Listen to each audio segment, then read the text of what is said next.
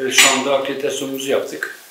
Basın kartımızı alıyoruz. Birazdan Venedik sokaklarında meşhur festivalin gününü tutacağız.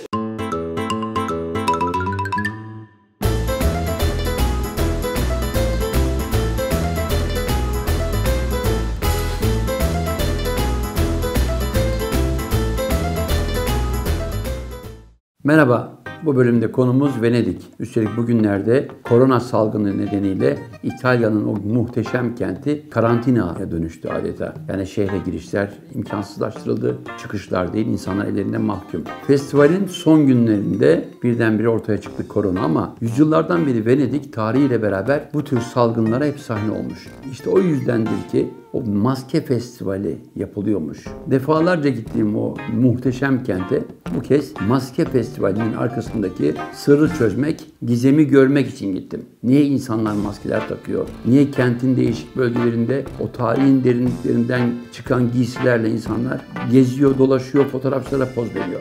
Yıllarca direnmiştim. Bu sene nasip oldu ve Venedik'te maske festivalini izledim. 8. yüzyılda kurulup 18. yüzyıla kadar Avrupa'nın en gözde cumhuriyeti olan bir şehir devleti. Üstelik başka bir özelliği daha var. Yani Osmanlı İmparatorluğu'nun kuruluşundan itibaren Osmanlı ile sürekli savaşan, savaştığı kadar da dostluk kuran, ticari ilişkisi olan, hatta Fatih Sultan Mehmet'in en önemli dönemlerinde neredeyse sürekli irtibat halinde olduğu bir kent devletinden bahsediyorum Venedik. Dediğim gibi 8. yüzyılda kurulmuş, o döneme kadar Roma'nın bir uzantısı kent devleti. Bir cumhuriyet kurulmuş Avrupa'da. Ama öylesine bir cumhuriyet ki çok zengin. Bir defa denizcilikte olağanüstü ilişkileri var. İşte o yüzden ileriki yüzyıllarda Osmanlı'yla takışıyorlar. Sanata ev sahipliği yapmış.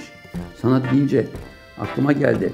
Şu anda Şenay Akkurt'un yapmış olduğu olağanüstü güzel heykellerle beraberim. Sanatçılara destek olan o muhteşem sponsorların olduğu bir diyardan bahsediyorum. İnşallah yakında Şenay'ın da güzel bir sergisini açarız Venedik'te. Çünkü bütün sokaklar bir taraftan o İtalya'nın güzel lezzetleri, diğer tarafta da sanat mekanları dolu ama benim bulunduğum dönemde gözde sanat tasarımları hep maske üzerine yapılıyordu. O korona salgınının başladığı günlerde festival bir gün erken kapatıldı, bitirildi.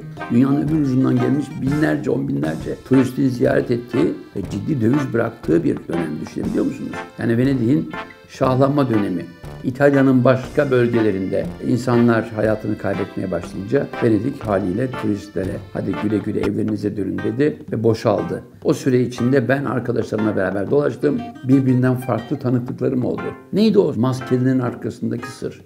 Açıkçası ilkinde o garip karga yüzlü maskeler var ya, onlar veba salgınının çok yoğun olduğu bir dönemde 12. yüzyılda doktorlarla hastalar arasında bir mesafe koyup biraz da böyle şeytanı Azrail'i simgeleyen korkunç maskeler. O maskeleri doktorlar takıyormuş o dönemlerde. Ama şu anda meydanlarda o maskelerle dolaşanlar çok. Sosyolojiye, psikolojiye, insan davranışlarına yönelik araştırmalar yapan bir gazeteciye, bir haberciye en güzel olay bu maskenin arkasındaki gizem önemli. Gariptir. Arkadaşlarım söylediği zaman inanmamıştım. Çünkü ben o fotoğrafçılara poz verenlerin para karşılığında poz verdiklerini sanıyordum.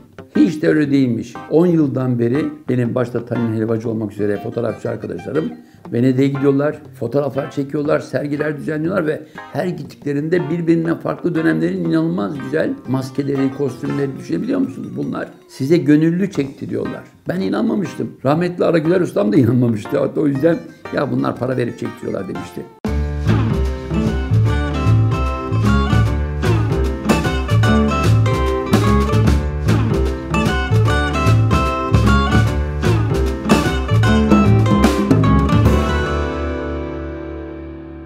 Yedinci gidişimde Venedik'te o maskenin arkasındaki sırrı çözdüm. Nasıl çözdüm? Değerli dostum Tanin Helvacı'nın bana tanıştırdığı 3 tane Fransız bayan bana anlattılar. Siz düşünebiliyor musunuz? 60 yaşlarında bir bayansınız.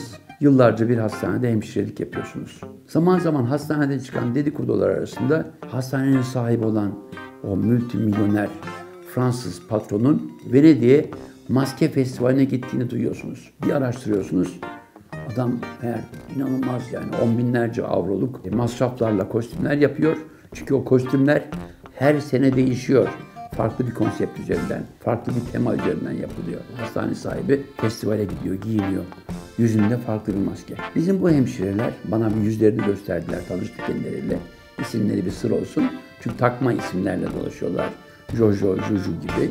Üstlerinde ilginç maskeler, kıyafetler, kostümler. Gariptir. Bizim arkadaşlar, fotoğrafçı arkadaşlar biliyorlarmış ne giydiklerini, nasıl olduklarını. O yüzden böyle meydanda dolaşırken bizim Jojo'yu, Juju'yu gördük deyip selamlaştılar. Bir araya geldik. Sizlerle röportaj yapmak istiyorum dedim. Önce ırım kırım ettiler, sonra tamam dediler. Çünkü bu maskenin arkasındaki sır çok önemli. Gariptir, yüzlerinde gencecik insan suratları, figürleri. Eve geldiler, maskeler indirildi. Karşımda böyle benim yaşlarımda 3 tane bayan. Oturduk konuştuk. Niye bu festivale geliyorsunuz? İlk sorumdu. Rahatlıyoruz dediler. Nasıl oluyor dedim. Valla biz buraya geldiğimiz zaman ne statü farkı, ne meslek, ne cinsiyet, ne de estetik farklılığımız göze batmıyor. Yani düşünebiliyor musunuz? Sizin meslektaşlarınız bizi çağırıyorlar, bize poz verin diyorlar, biz poz veriyoruz. Ama normal yaşamlarımızda bizim bunları yapma imkanımız yok. Peki nasıl yapıyorsunuz bu kıyafetleri, kostümleri, maskeleri deyince? Tema önceden belirleniyormuş. Bu tema çerçevesinde onlar biraz da bir düşük gelirli olduğu için Fransa'da ucuz yollu, İşte Arapların yoğun olduğu yerlerden perdelik kumaş alıp kendileri dikiyorlarmış. Tasarımlarını yapıyorlarmış. Peki ya zenginler, o varlıklı insanlar? Açıkça söylemek gerekirse akşam San Marco Meydanı'nda korkunç bir kalabalık arasında bir pastaneye doğru yöneldik. Orası meşhur bir pastaneymiş. Florin Pastanesi. Bütün zenginler gidiyormuş. Bir kahvenin 15 avroya içildiği bir pastane düşünün. Vitrinden bir içeri baktık. Osmanlı kıyafetli insanlar bile var. Olağanüstü yani Marie Antoinette'in giysisini giyenler mi istersiniz? 16. Louis mi istersiniz? Yani 17, 13, 18. yüzyılın o zengin insanları mı? Bir uzantıda dışarıda içeri girmek için sıra bekleyenler. Bu kişiden kişiye değişen bir rehabilitasyon. Ama festivale katılan binlerce insan bir kısmı 300-500 avroya giysisini hazırlarken bazıları da 15-20 bin avroya müthiş kostümler yapıyor. Giyiniyor, yüzünü kapatıyor. Dünyanın öbür ucundan gelmiş fotoğrafçılara pozlar veriyor. Tabii ki Venedik'te turizm dorukta oluyor. Çünkü o dönemde otel fiyatları katlanıyor. Yemek fiyatları birkaç misli oluyor. Normal bir turistin bile birkaç kez düşündüğü harcamalar gündemde o festival süresi içinde. Tarih değişiyor. Yani Şubat ayı ile Mart ayı arasında eski lunar takvime göre sanırım bir değişim var. Festivalde olmazsa olmaz kurallar ve gezilmesi gereken bölgeler hep aynı. Örneğin fotoğrafçılar, benim arkadaşlarım dahil, sabahleyin güneş doğmadan San Marco Meydanı'nın kanal kıyısına gidip ellerinde aydınlatma sistemleri, sehpalar, uzun pozlamayla fotoğraf çekiyorlar saatlerce. Ben gidemedim arkadaşlar. Açıkçası o saatte kalkmak istemedim. Ardından bir takım ve sosyal paylaşım sitelerinde şu gruplar burada olacak deyip meydanlar değişiyor. Bazıları küçük köprüler üzerinde, bazen kanalın en güzel bölgesi, en tarihi dokusu içinde pozlar veriliyor. Bir fotoğrafçı için neredeyse bir kitap çıkaracak kadar zengin çekim mekanı. Ama Venedik deyince benim için salt bu değil, festival değil. Çünkü dünyanın en önemli yazarlarından William Shakespeare 1590'larda bir kitap yazmış, Venedik Taciri diye. Burada geçen bir hikaye. O kitapta hukukun ne kadar önemli olduğunu, adalet kavramının ne kadar önemli olduğunu vurgulayan hikayeler var, bölümler var. Bir tefeci kendisinden para isteyen kişiye vücudundan 1 kilo ete haciz koyuyorum diyor. Eğer ödemezsen o eti kesip alacağım diyor. Ve ardından hikaye başlıyor. Venedik o yüzden çok ama çok önemli. Biz Türkler için de önemli. Savaşmasına rağmen Türklerin eksilmediği bir şehir devleti, bir cumhuriyet. Şu anda giden çok turist var ama unutmayalım. Venedik'te Osmanlıların bile kullandığı kocaman bugün bir müze olan bir mekan var. Hatta Türk Sarayı diye geçiyor. Bunun dışında çok izler var. Ben tavsiye ederim. Festivali de görmeniz güzel. İnşallah önümüzdeki sene salgın hastalıklar olmaksızın festival yapılır. Ama hakikaten gezilecek, görülecek bir coğrafya. Gidin diyorum. Bir başka bölümde görüşmek üzere. Sağlıcakla kalınız.